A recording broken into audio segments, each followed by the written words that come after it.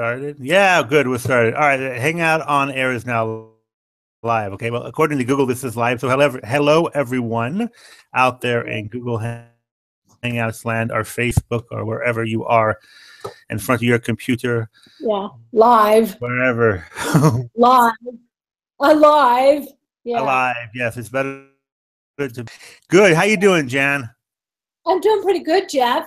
I don't have much this week. I have a few things, and I'll just kind of say it at the end. Okay. So, but I know that you what I talk about. Yeah, well, I have two things. First of all, Arte, which is a television station, anyone in France, they are running the documentary about Vietnam, the one that's on PBS in America. I have it, and they also, if you've missed it, it was last week. You can watch it on replay. Yeah, you can watch them streaming, and you can get it in English. You can get it in English. Oh, I didn't get it in English. I didn't really bother me, but I was that would have been nice. So some of the stuff would have been nice. Yeah, my husband started watching that, and what they had prior to that on RT was the Made in America. Oh, okay. Which was the story of O.J. Simpson. And I don't remember if we talked about it or not, but it was really, really worth watching because it was so fair and square, and he was such a guy that I heard about all my youth, and as the Vietnam War. I mean, it was just kind of all right in there. Us being just the same thing, yeah. Us being age being vintage now. And then if anybody's gonna watch Arte tonight, they're having Paper Moon tonight. Oh, okay, the movie Paper Moon. Okay. Paper Moon. Yeah, my husband started watching the Vietnam thing. I think it's a 5-series documentary.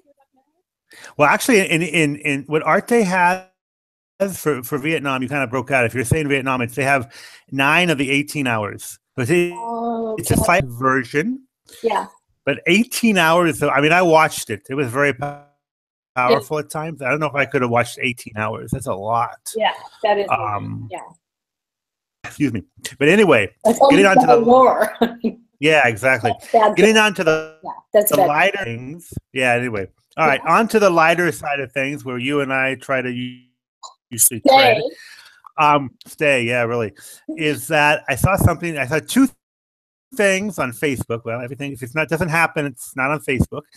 And the first one I saw this, I guess it was on television in France in the 50s. It was like a report on news or something.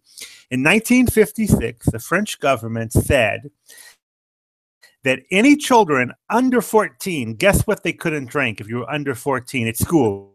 Oh, I saw that. At school. Wine. Well, they said alcohol, which I guess they meant. I don't know. You give your 14-year-old shots at school, but maybe you did. Yeah. Okay, so they're 14 years old. They couldn't drink wine.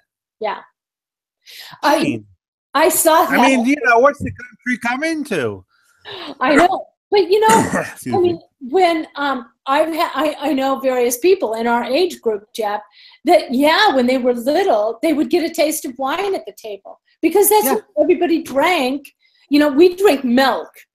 We eat dinner at 6 o'clock with milk, and the French eat at 8 with wine. I mean, it's just a cultural difference.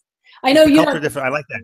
You haven't. I'm not a big wine drinker, but so I saw this, and then a few days later, I saw something else that tied into it. Yeah. There's a restaurant. It was somewhere in Burgundy, and I can't remember where.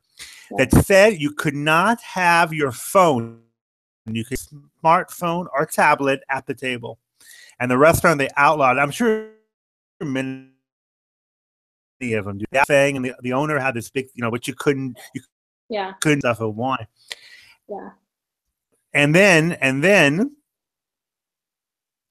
he had like a football. But if you play soccer, we saw soccer in America. He had a card. If anybody did it, he would like blow a whistle and he'd go like this to them.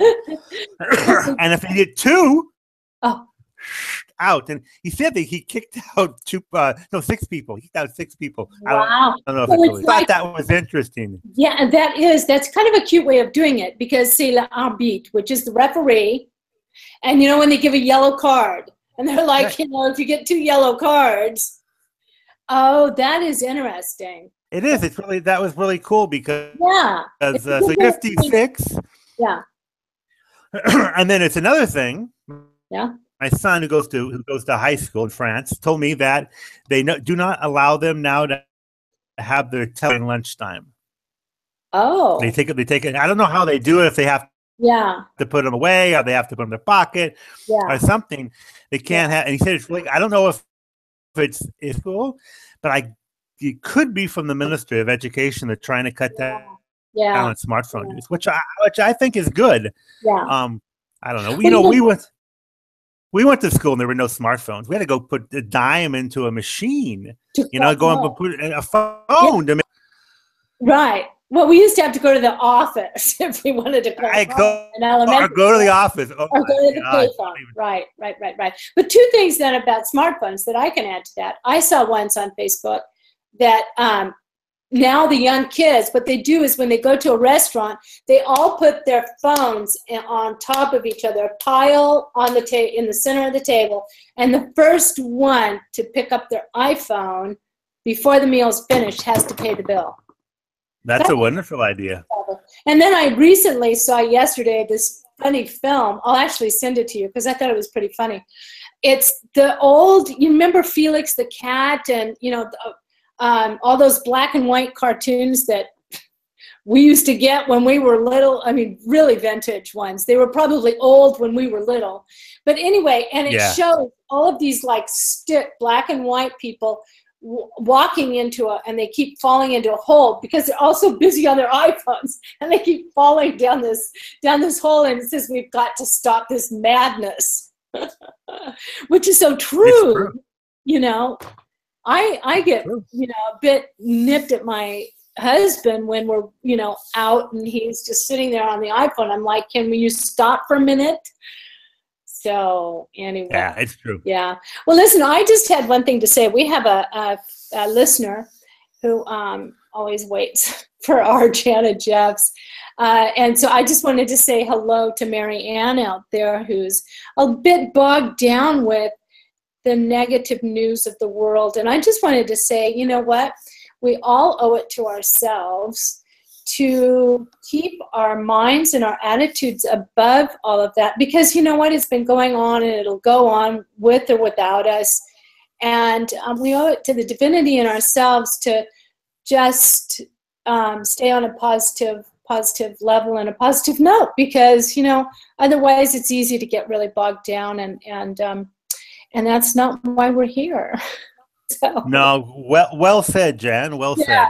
So I just wanted to say, raise up Mary Ann Helms, and we'll be back next week at the same time, same place, I think. I think so. All right, Jan, I'll see you. Ciao, ciao. Bye, Jeff. Have a good week. Ciao. Bye, everybody. You too. Bye-bye.